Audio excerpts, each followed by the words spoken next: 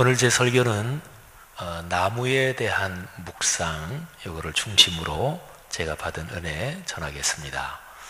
성경에서 나무 그러면 금방 뭐가 떠오르십니까?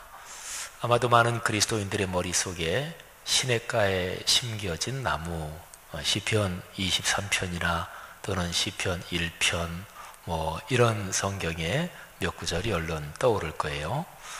성경에서 나무는 하나님의 축복의 상징입니다. 그런데 역설적으로 성경에서 나무를 얘기할 때는 그게 저주의 상징이기도 합니다. 가장 오래되고 그리고 가장 대표적인 표현이 나무에 달린 자마다 저주를 받은 자다 하는 표현이에요. 이거는 옛날에 문화적 또는 삶의 상황하고도 연결이 있습니다. 범죄자를 처단해서 그거를 만천하에 사람들한테 알릴 필요가 있다. 이럴 경우에 사람을 높이 매달아 처단하잖아요. 요즘 같으면 이런 철골 구조나 이런 게 있지만 그 당시는 그런 게 없으니까 사람을 높이 매달아 처벌하려면 나무에 달지요. 또 하나 가능성은 성벽에 매다는 이런 것도 있습니다만은, 그래서 전통적으로 나무에 달린 자는 저주를 받은 자다 하는 거지요. 그런데 바로 그 상황, 그러니까 나무에 달린 자는 저주를 받은 자다, 그 상황에 구세주 예수 그리스도가 계시게 됐지요. 그래서 아주 오래되고 전통적인 저주의 상징, 그거를 뒤집어서 나무에 달린 그분을 통해서 구원이 세상에 이루어지게 됩니다. 그래서 성경에서 나무는 저주의 상징이자 그리고 축복과 구원의 상징이기도 합니다. 나무는 생명이지요. 생명은 자라지요. 그래서 전체를 종합해서 볼 때 나무는 하나님께서 그리스도인을 축복하는 축복의 상징입니다. 오늘 시편 104편 말씀에는 16절 말씀에 여호와의 나무 이런 표현이 나와요. 오늘 제 설교 제목이기도 해요. 여호와의 나무에는 물이 흡족함이요 곧 그가 심으신 레바논 백향목들이로다. 오늘날도 그 중동 지방에 레바논이라는 이름의 나라가 있지요. 근데 레바논 이거는 아주 오래된 명칭인데 오늘날까지 내려오는 거예요. 팔레스타인 지방 또는 좀 더 폭넓게 고대 근동 지방에서 나무 이런 제품이 나는 것 중에서 제일 최고급 상품, 제일 고급 수종 그러면 레바논의 백향목이었어요. 그래서 이스라엘의 솔로몬 왕이 왕궁을 짓고 하나님의 성전을 지을 때도 레바논 그쪽에 왕하고 같이 계약을 체결해서 거기에서 백향목을 수입해 들여옵니다. 그런데 그 레바논 백향목 그 아름답고 최고급 수종, 최고급 상품, 그거를 여호와의 나무 이렇게 표현을 했습니다. 여호와의 나무, 다른 말로 표현해 보면 하나님 여호와께서 심으신 나무고, 그리고 하나님께서 기르시는 나무고, 그리고 하나님께서 열매를 맺게 하시는 나무다. 그러니까 하나님의 나무예요. 여호와의 나무. 이거는 참 중요한 표현이지요. 민수기 24장 5절 6절에 보면 여호와께서 심으신 나무라는 표현이 구체적으로 나옵니다. 민수기의 그 상황은 이스라엘을 저주하려고 하는 것을 하나님이 그거를 거꾸로 뒤집으셔서 이스라엘을 축복하는 말씀으로 바꾸신 장면인데, 거기에 다음과 같이 기록이 되어 있습니다. 야곱이여 내 장막들이, 이스라엘이여 내 거처들이 어찌 그리 아름다운고, 그 벌어짐이 골짜기 같고 강가의 동산 같으며 여호와께서 심으신 침향목들 같고 물가의 백향목들 같도다. 아멘. 참 듣기만 해도 마음속에 이런 그림이 그려지고 아름답지요. 이스라엘 백성이 광야에서 쭉 진을 치고 있는 모습이 골짜기, 강가의 동산, 그리고 하나님께서 심으신 백향목들 같다, 이런 표현입니다. 여기 시편 104편 10절부터 16절 또 그 밑에 쭉 읽어보면 이거는 거의 해석이 필요 없이 그냥 읽기만 하고 듣기만 해도 너무너무 은혜스러워요. 여호와의 나무가 심겨져 있는 그 장소를 이렇게 표현합니다. 하나님이 샘을 골짜기에서 솟아나게 하시고 산 사이에 흐르게 하십니다. 각종 들짐승이 마시고 들나귀도 목을 축이고 공중의 새들이 그 물가에서 깃들이고 나뭇가지 사이에서 아주 지저귀면서 행복하게 삽니다. 하나님이 당신의 누각에서부터 산에 물을 부어주십니다. 주님께서 하시는 그 모든 일이 땅에 아름다운 결실을 주고 만족하게 하십니다. 14절로 가보면 가축을 위해서 풀을 자라게 하시고 사람을 위해서 채소를 자라게 하십니다. 그리고 땅에 먹을 것이 나게 하십니다. 사람 마음을 기쁘게 하는 포도주, 사람의 얼굴을 윤택하게 하는 기름, 사람의 마음을 힘있게 하는 양식을 주십니다. 그림이 얼른 그려지지요. 참 행복한 곳이에요. 참 풍요롭고 기름지고 비옥한 어떤 아름다운 들판이 있는 마을 같은 게 연상되지 않습니까? 거기에 여호와의 나무가 있어요. 여러분, 그것은 먹거리가 풍성합니다. 그 다음에 육신의 먹거리만이 아니라 사람의 마음과 영혼이 행복해지는 마음과 영혼의 양식도 풍족합니다. 인류 역사에서 동양이나 서양이나 옛날이나 지금이나 국가 통치의 기본은 간단합니다. 사람들 잘 먹고 살도록 하는 거예요. 이게 국가 통치의 기본입니다. 그러면 기독교 사역의 기본은 무엇인가요? 요한복음 제일 마지막 장에 보면 예수님께서 베드로에게 목양의 사명을 맡기십니다. 내 양을 먹이라. 그러니까 기독교 사역의 가장 근본은 정신과 영혼의 양식을 먹이는 거예요. 바로 거룩한 하나님의 진리의 말씀으로 성도들에게, 사람들에게 그 말씀을 선포하고 말씀이 삶에 되게 해서 정신과 영혼의 양식을 공급하는 거죠. 이 두 개가 만나면 기가 막히게 아름다운 그림이 완성이 되잖아요. 여러분, 살면서 먹는 양식이 늘 풍족하기를 축복합니다. 그리고 인생길 걸어가며 우리는 신앙인이니까 하나님의 영혼의 양식, 거룩한 말씀이 끊임없이 우리의 삶으로 이어지고 끊임없이 우리의 삶에서 성취되는 영혼의 양식이 풍족하기를 다시 한번 또 축복합니다. 하나님께서 여호와의 나무 심으시고 기르시고 열매 맺게 하시는데, 저는 시편 104편 16절 이 말씀을 묵상하면서 제가 이미 암송하고 있는 말씀하고 야, 이게 짝이 되는구나 하고 감동을 크게 받았습니다. 목사로서 또는 한 사람의 그리스도인으로서 저는 어떤 말씀이 굉장히 은혜가 되면 그 말씀을 이렇게 암송하고 늘 되뇌이고 그런 것을 끊임없이 훈련하는데요. 시편 104편 16절도 앞으로 제 이후 인생길을 살아가면서 제가 암송할 말씀으로 붙잡았어요. 짝이 되는 말씀이 생각났다 그랬는데 창세기 49장 22절입니다. 요셉은 무성한 가지, 그 샘 곁의 무성한 가지라. 그 가지가 담을 넘었도다. 아멘. 야곱의 12아들 가운데 가장 크게 축복받은 아들이 요셉이에요. 그런데 그 요셉의 축복을 묘사한 말입니다. 그 구절에서 무성한 가지, 이거는 탐스럽고 참 좋은 열매가 주렁주렁 가지가 휘어지도록 달려있다, 그런 표현이에요. 히브리어 원어가 그런 뜻입니다. 요셉의 삶이 그렇다는 거예요. 그 큰 나무가 점점 커지고 다른 사람에게 선한 영향을 끼치고, 그리고 그 나무가 시냇가에 있대요. 오늘 여기 시편 104편에도 여호와의 나무, 그 아름다운 곳을 표현하는 것 중에서 가장 중심적인 게 물이 풍요로운 거예요.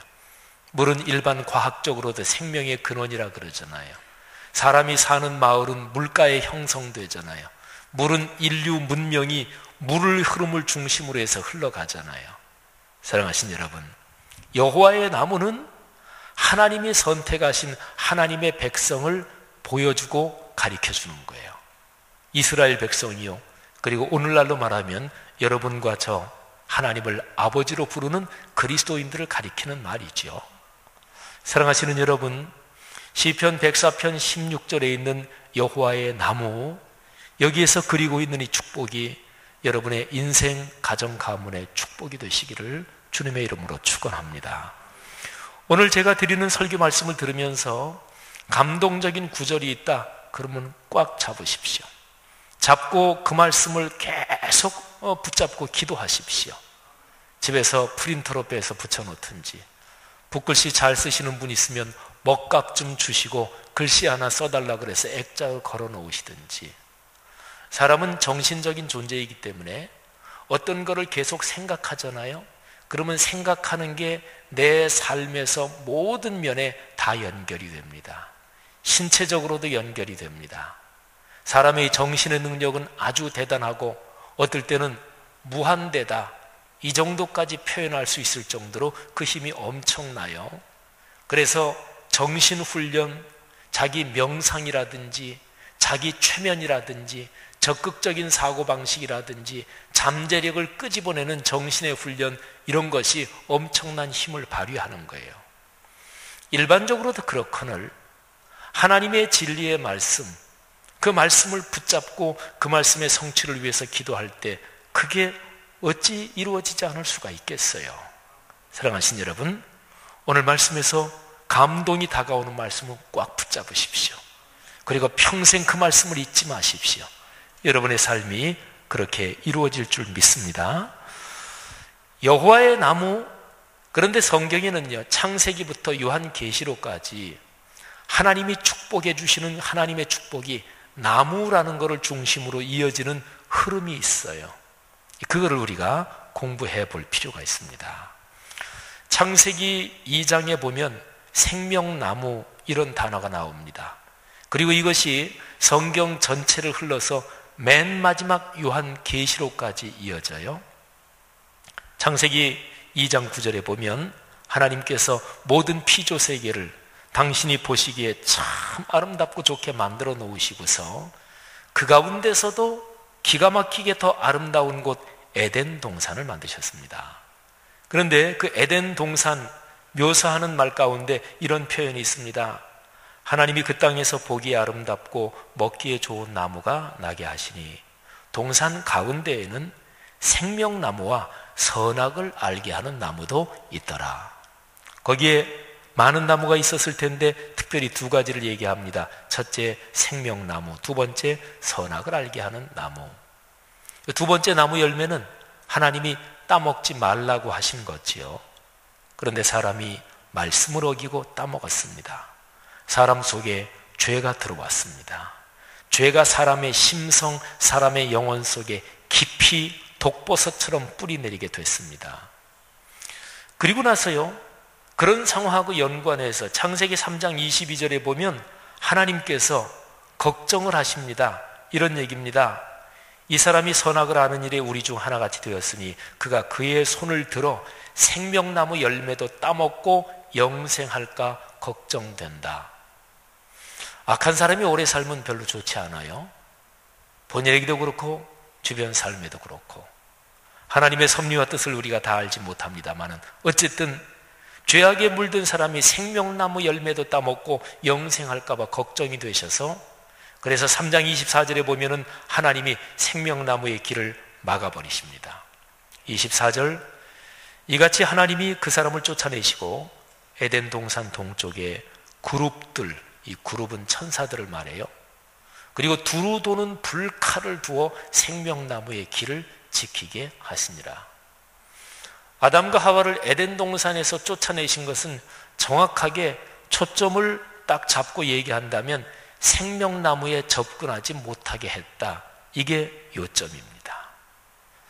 그래서 그 태고 쪽에 사람은 생명나무의 길, 생명나무 있는 데로 가는 길을 차단당하고 에덴에서 쫓겨납니다. 에덴에서 쫓겨난 그 사람들의 삶에서 생명나무에 대한 회상, 회한 또는 그 미련이 왜 없었겠어요? 자, 그래서 이제 인류 역사가 계속 진행되는데 이 생명나무에 대한 기억, 이 생명나무에 대한 어떤 흔적 같은 게 성경 역사에 보면 거기에 쭉 있습니다. 아주 중요한 포인트 몇 군데만 여러분하고 같이 추적해 보겠습니다. 출애굽기 15장에 보면 이스라엘 백성들이 애굽에서 나와서 하나님이 기적으로 홍해를 걸어서 건너요. 그리고 홍해를 지나서 시내산을 향해서 가는데 한 3일 정도 길을 가는데도 물을 얻지 못했습니다. 참 힘들었겠지요. 그런데 드디어 3일 만에 물을 만나요. 너무 좋았는데 그런데 그 물이 써서 먹지를 못하겠어요. 출애굽기 15장 25절에 모세가 하나님께 기도합니다. 여호와께서 그에게 한 나무를 가리키시니 그가 물에 던지니 물이 달게 되었더라. 여기에서 어떤 나무의 가지를 잘라서 물에 던졌더니 물이 달게 됐는데 이거는 예수 그리스도를 상징합니다. 사람의 삶이 쓰잖아요. 인간관계 망가지면 그렇게 쓸 수가 없고, 먹고 살기 힘들면 그렇게 삶이 쓰디쓴 잔처럼 생각될 수가 없고, 그런데 거기에 예수 그리스도, 나무에 달려서 우리 사람이 받을 저주를 대신 받으신 구세주 예수 그리스도가 우리의 쓰디쓴 고난길 같은 우리의 삶에 들어오시면 그게 달아지잖아요. 삶의 의미를 찾게 되잖아요. 이거는 예수 그리스도를 상징합니다.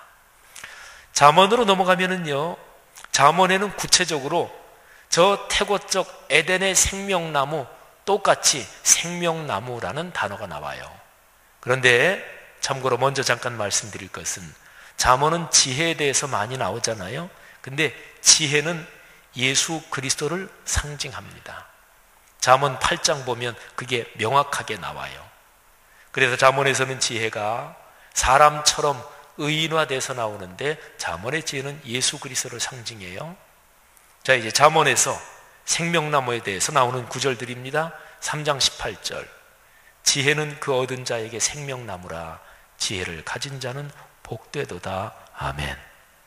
예수 그리스도를 마음에 모신 자, 예수님을 주님으로 믿고 살아가는 사람은 생명나무를 얻은 거래요. 창세기에서 그 길이 차단된 생명나무, 예수 그리스도를 모신 사람은 그 생명나무의 길을 거기에 들어간 사람과 똑같다, 그런 얘기죠. 그러니까 복된 거죠. 11장 30절, 13장 12절, 15장 4절, 3절을 더 볼 텐데 여기에는 생명나무 이런 거다, 그런 게 3가지가 더 나와요. 첫째, 의인의 열매가 생명나무입니다. 두 번째, 소원의 성취가 생명나무입니다. 세 번째, 온순한 혀, 이게 생명나무예요. 불의의 열매는 생명나무가 아니에요. 거짓말에서 얻은 재물은 생명나무 아니고, 그리고 사기를 쳐서 모은 부는 생명나무가 아니고, 남의 눈에 눈물을 흐르게 하고 내가 높이 올라간 지위는 그거는 생명나무가 아닙니다. 의인의 열매가 생명나무예요. 또 두 번째로 소원 성취가 생명나무입니다. 사람이 살면서 바라던 것을 성취하는 건 얼마나 좋은 것일까요? 그런데 우리는 신앙인이니까 내가 바라는 것을 하나님 앞에 기도할 거 아니겠어요? 그러니까 하나님 앞에 기도해서 하나님이 그 응답을 주시는 이 성경적인 소원 성취, 이거야말로 생명나무지요. 그렇게 해서 기도 응답을 받으면 깨닫게 되고 확신을 갖게 되지요. 하나님은 살아계시는구나. 하나님이 나를 사랑하시는구나. 하나님의 기적은 오늘날도 현재 진행형이구나. 이거를 깨닫고 주님 손 붙잡고 걸어가니까 그게 생명나무지요. 그 다음에 아주 중요한 거, 잠언에 이 혀, 입, 말, 여기에 대한 게 무지무지하게 많아요. 사람 살아가면서 혀, 요게 문제잖아요. 사람 살아가면서 말, 언어, 혀가 훈련된 사람은 그 사람은 인격이 아주 훌륭하게 연단되고 훈련된 사람이잖아요. 온순한 혀는 곧 생명나무이지만 패역한 혀는 마음을 상하게 하느니라. 확인되지도 않은 얘기를 전하고 남의 험담하기 좋아하고 이런저런 쓸데없는 얘기 전하면서 남을 비하하면서 거기에서 비열하고 비천한 기쁨에 취해 살고, 그거는 저주라는 거예요. 온순한 혀, 남을 칭찬하고 격려하는 그게 생명나무라는 거예요. 여러분, 성경에서 창세 이래의 지혜를 모아놓은 책이 잠언인데, 이 잠언에서는 그 에덴 동산의 생명나무를 얘기하고 있어요. 그러면서 앞으로 오실 예수 그리스도를 예고하고 있고, 그리고 우리의 삶의 현장 가운데 의롭게 살면서 얻은 열매, 하나님께 기도해서 얻은 기도의 응답, 그리고 온전하게 말로 잘 사람을 훈련하고 말로 격려하는 이것이 생명나무라 그래요. 이 생명나무의 축복, 여러분의 삶에서 사모하고 또 그렇게 이루어지기를 바랍니다. 예레미야 선지자하고 에스겔 선지자 두 사람을 얘기할 텐데, 이스라엘의 역사에서요, 전체 이스라엘이 남북으로 잘라지고서 북왕국이 먼저 처참하게 멸망해요. 그리고 135년 후에 남왕국도 망하는데, 남왕국 유다가 점점 망해가던 그 참담한 시절에 예언 활동을 한 분이 예레미야입니다. 그리고 남왕국 망하고 바벨론의 포로로 끌려갔다가 그 다음에 몇십 년 후에 다시 고국으로 돌아왔는데, 현실은 차갑잖아요. 고국으로 돌아와서 모든 게 다 아름답게 될 줄 알았지만 현실은 차갑잖아요. 그런 가운데서 절망하는 이스라엘 백성들에게 다시 한번 먼 미래의 희망을 얘기하고 비전을 얘기해주고, 그 비전은 예수 그리스도의 오심과 그리고 영원한 나라의 비전까지 연결되는데, 그 시대에 활동했던 분이 에스겔이에요. 자, 요 두 분이 하신 말씀 가운데서 나무 얘기가 나와요. 예레미야서에서는 두 나무가 나옵니다. 하나는 저주의 나무고 하나는 축복의 나무예요. 예레미야 17장 6절에 보면, 그는 사막의 떨기나무 같아서 좋은 일이 오는 것을 보지 못하고 광야 간조한 곳 건건한 땅, 사람이 살지 않는 땅에 살리라. 사막은 물이 적잖아요. 그러니까 거기에 자라는 나무는 어떻게 하든지 간에 수분을 뺏기지 않으려고 막 가시가 되든지, 선인장 같은 거 보세요. 그리고서 그 수분 때문에 그냥 겨우 서바이벌 하는 거예요. 그런데 누가 그런 사막의 떨기나무, 가시나무 같은가? 이런 사람이래요. 무릇 사람을 믿으며 육신으로 그의 힘을 삼고 마음이 여호와에게서 떠난 그 사람은 저주를 받을 것이라. 그러니까 사람 믿고 사람 의지하고, 그리고 지금 이 구절이요, 이스라엘 백성한테 주는 얘기니까, 이스라엘 백성은 하나님의 선택을 받은 민족이잖아요. 그러니까 역사대대로 하나님께 제사하고 예배하고 예물 드리고 그러면서 살아온 민족인데, 적어도 나라가 완전히 망하기 전까지는 예루살렘 성전에서 제사가 계속됐어요. 그러니까 그 사람들은 예배, 신앙, 형식은 다 있단 말이에요. 근데 그게 중요한 게 아니고 마음이 여호와에게서 떠났다. 그게 하나님의 징계의 원인이다, 이렇게 말씀하고 있는 거예요. 그러니까 겉으로는 신앙생활하고 겉으로는 예배드리고 헌금도 하고 이렇게 저렇게 생활하지만, 하나님이 보시는 것은 그 마음의 진실한 마음으로 하나님을 신뢰하느냐. 그런데 신앙생활은 하지만, 그런데 내가 진짜 믿는 것은 사람 믿고, 진짜 내가 내 삶의 의지로 삼는 것은 그냥 세상 사람들도 다 똑같이 생각하는 그런 가치관, 그런 사고방식, 이 사고방식이 똑같아. 그러면 그게 무슨 하나님 믿는 거예요? 지금 그거를 얘기하고 있는 거예요. 그런데 7절에 보면 두 번째 축복의 사람이 나옵니다. 8절에 보니까 그는 물가에 심어진 나무. 성경에서 계속되고 아주 참 축복의 표현이죠. 그는 물가에 심어진 나무가 그 뿌리를 강변에 뻗치고 더위가 올지라도 두려워하지 아니하며 그 잎이 청청하며 가무는 해도 걱정이 없고 결실이 그치지 아니함 같으리라. 아멘. 17장 8절 감동되시는 분은 빨리 잡으셔요. 누가 가져가기 전에. 네, 다 같이 잡으셔도 좋습니다. 그런데 이 사람이 어떤 사람이냐? 그 바로 앞에 7절에 보면 무릇 여호와를 의지하며 여호와를 의뢰하는 그 사람은 복을 받을 것이라. 아멘. 아까하고 반대잖아요. 그리스도인이 받는 축복, 그리스도인을 나무로 비유했을 때 그리스도인이 받는 축복은 하나님을 의지하고 신뢰하는 거예요. 그분이 우리를 심으셨으니까, 그분이 우리를 기르시고 열매 맺게 하시는 거니까. 17장 9절 이하에 보면 저 유명한 말씀이 나와요. 만물보다 거짓되고 심히 부패한 것은 마음이라. 누가 능히 이를 알겠느냐? 하지만 나 여호와는 심장을 살피며 폐부를 시험하고 각각 그의 행위와 그의 행실대로 보응하나니 불의로 치부하는 자는 자고새가 낳지 아니한 알을 품음 같아서 그의 중년에 그것이 떠나겠고 마침내 어리석은 자가 되리라. 아멘. 아까 말씀드린 대로 이스라엘 백성들한테 예언하고 선포하는 말씀이니까 이스라엘 백성한테 그러는 거예요. 너희가 성전을 가지고 있고 예배드리고 모든 종교 형식은 다 완벽하고 찬란하고 좋은데, 그런데 하나님은 마음을 살핀다. 근데 마음 속을 누가 알겠느냐? 하나님은 아신다. 심장, 폐부를 살피고 시험하신다. 그리고 마음이 그렇게 진지하면 구체적인 행위, 행실, 삶이 변화돼야 된다. 그러니까 하나님은 속 제일 깊은 곳을 들여다보시고 그리고 눈에 보이는 삶의 변화를 보신다는 거예요. 물가에 심어진 나무 같은 사람은 이 두 군데에서 하나님의 인정을 받는다는 거예요. 이 축복을 사모하십시오. 축복을 누리시기를 바랍니다. 자, 에스겔서 47장에 아주 유명한 장면이 나와요. 하나님의 성전에서 물이 흘러나와요. 물이 점점 많아집니다.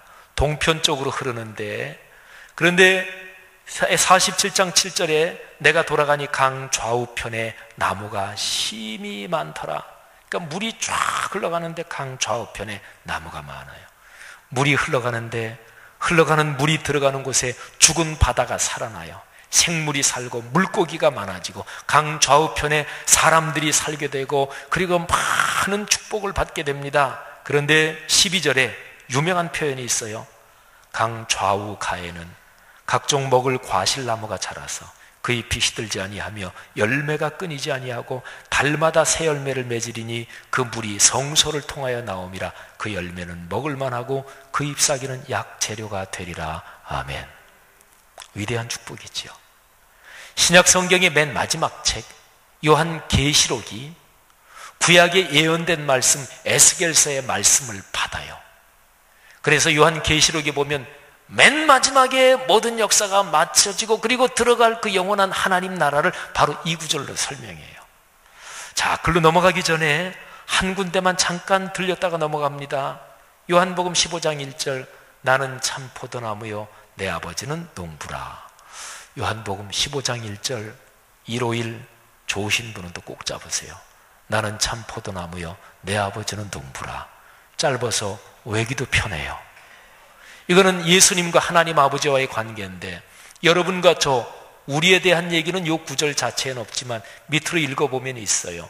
예수님은 참 포도나무, 여러분과 저는 그 참 포도나무에 붙은 가지. 그러니까 참 포도나무이신 생명나무이신 예수님에게 여러분과 저는 같이 붙어 있는 거예요. 그 나무를 누가 심으셨어요? 아버지 농부이신 하나님이 심으신 거예요. 그분이 기르십니다. 그분이 열매 맺게 하십니다. 할렐루야. 사랑하신 여러분, 요한복음 14장 6절 저 유명한 구절 잘 아시잖아요. 내가 곧 길이요 진리요 생명이니 누구든지 나로 말미암지 않고는 아버지께로 올 자가 없느니라. 예수님 그분이 생명이시고 생명나무시고 여러분과 저는 거기에 붙어있는 그런 그 나무의 일부분이에요. 그러니까 우리가 여호와의 나무란 말이에요. 살아가면서 이 확신을 잃어버리면 안 돼요. 나는 내 인생은 하나님이 심으셨고 하나님이 이끄시고 하나님이 축복하신다. 열매를 맺게 하신다. 자, 그리고 계시록으로 넘어갑니다. 이제 마지막 장면이에요. 요한계시록 마지막 장이 22장이거든요. 1절이 다음과 같습니다. 또 그가 수정같이 맑은 생명수의 강을 내게 보이니 하나님과 및 어린 양의 보좌로부터 나와서 길 가운데로 흐르더라. 2절입니다. 강 좌우에 생명나무가 있어 12가지 열매를 맺되 달마다 그 열매를 맺고 그 나무 잎사귀들은 만국을 치료하기 위하여 있더라. 너무 멋진 구절이지요. 그런데요, 그 강 좌우에 생명나무가 있다. 저 영원한 태고적 에덴의 생명나무, 성경의 거의 첫 부분에 나오는 그거하고 마지막 부분에 나오는 이게 서로가 연결이 되잖아요. 그런데요, 이 요한계시록 맨 마지막에서 무지무지하게 강조하는 게 있습니다. 그거는 말씀을 지켜야 된다는 거예요. 7절 보라 내가 속히 오리니 이 두루마리의 예언의 말씀을 지키는 자가 복이 있으리라. 아멘. 예언의 말씀을 아는 자가 복이 있는 게 아니라 물론 지키기 전에 알기는 해야 되겠지만 아는 데서 그치는 자는 복이 없어요. 말씀을 알고 지키는 자가 복이 있다. 22장 14절에 보면 자기 두루마기를 빠는 자들이 복이 있다. 계시록에서 사람들이 입고 있는 옷 두루마기, 이거는 그 사람의 행실을 말합니다. 그리스도인의 선한 행실은 그 뿌리가 어디 있어요? 말씀이 있지요. 말씀이 행실이 되는 거예요. 말씀이 삶이 되는 거예요. 그래서 14절에 자기 두루마기를 빠는 사람들, 말씀이 삶이 되는 사람이 복이 있다. 이는 그들이 생명나무에 나가며 문들을 통해 성에 들어갈 권세를 받으려 함이로다. 누가 생명나무의 길로 걸어가요? 누가 그 영원한 축복의 성에 들어가요? 말씀이 삶으로 이어지는 사람. 그래서 마지막 부분, 거의 끝 부분 18, 19절에 무지무지하게 중요한 내용이 나와요. 18절, 이 두루마리의 예언의 말씀을 듣는 모든 사람에게 증언하노니 만일 누구든지 이것들 외에 더하면 하나님이 이 두루마리에 기록된 재앙들을 그에게 더할 것이요. 19절, 만일 누구든지 이 두루마리의 예언의 말씀에서 제하여 버리면 하나님이 이 두루마리에 기록된 생명나무와 및 거룩한 성에 참여하는 것을 제하여 버리시리라. 아멘. 여러분, 하나님의 거룩한 말씀을 취사 선택해서 듣는 것이 아닙니다. 내가 좋아하는 말씀만 편식하면 안 돼요. 그리고 말씀에 내 멋대로 뭐를 더하면 안 돼요. 계시록에 나오는 재앙이 얼마나 무서운지 우리는 많이 압니다. 그거를 더해버리신다는 거예요. 하나님 말씀 들을 때 내가 불편하다고, 내 마음에 안 맞는다고, 내 스타일 아니라고 말씀에서 빼는 거 아니에요. 그러면은 하나님께서 생명나무에서 빼신대요. 거룩한 성에 참여하는 데서 아예 빼버리신대요. 무서운 말씀이 있지요. 그리고는 2절이 더 있어요. 이것들을 증언하시니가 이르시되 내가 진실로 속히 오리라 하시거늘. 아멘. 주 예수여 오시옵소서. 21절, 주 예수의 은혜가 모든 자들에게 있을지어다. 아멘. 계시록 끝, 성경 끝입니다. 여러분, 생명나무는 말씀이 삶으로 이어지는 말씀 사문동과 연관이 있는 거예요.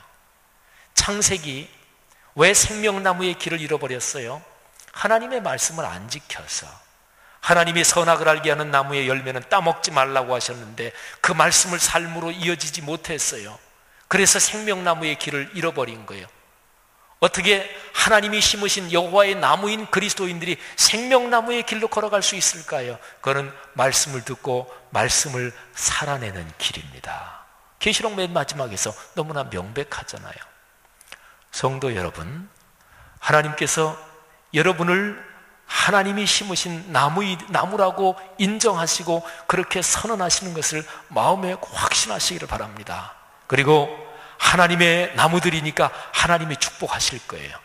중요한 것은 하나님의 말씀에 귀 기울이고 하나님의 말씀이 내 삶의 사고방식이 되고 가치관이 되고 인생관이 되고 그리고 성령의 능력으로 기도를 통해 그 말씀이 내 삶에서 이루어지게 하는 거예요. 여기에 열망을 품어야 됩니다. 이것이 진정한 축복일시다.